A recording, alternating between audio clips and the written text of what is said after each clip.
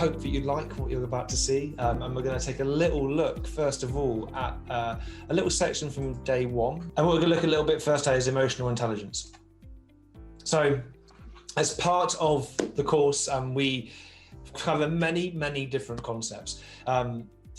And one of the key things which underpins, I think, so much of an agile coach's journey and a professional coach's journey is the ability to reflect.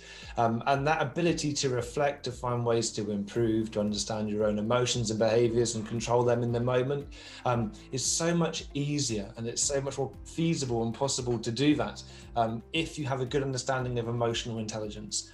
So one of the things that we do in the course is that we ask you and we teach you a little bit more about the five main parts of emotional intelligence, sometimes called EQ. And they are, in short, knowing and understanding your own emotions and being able to understand what they mean. So what we'll do is we'll introduce you to Plutchik's Wheel of Emotions, which is a really handy way of really kind of identifying what different emotions are. I remember when I first came across the Wheel of Emotions, I was surprised at the kind of things that actually weren't emotions, as much as I was surprised at the kind of things that were actually emotions. So we talk about knowing your emotions, then we talk about being able to manage them. So there's one thing knowing your emotions, but as a coach, you have to be able to manage your emotions in the moment.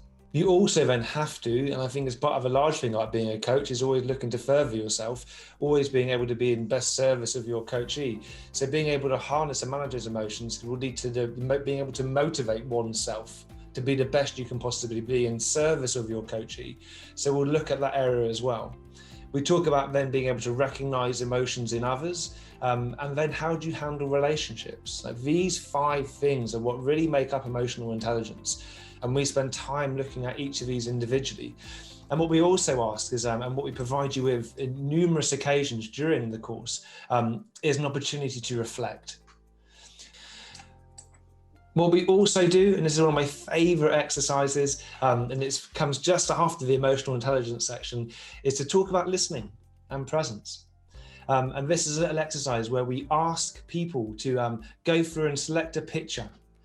Select a picture that means something to them in some way. And then we do a little exercise where we just practice listening.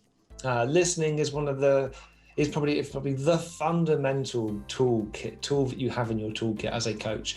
But listening isn't something that comes naturally to many of us. I know I went on a huge journey to really tune in my listening and be fully present.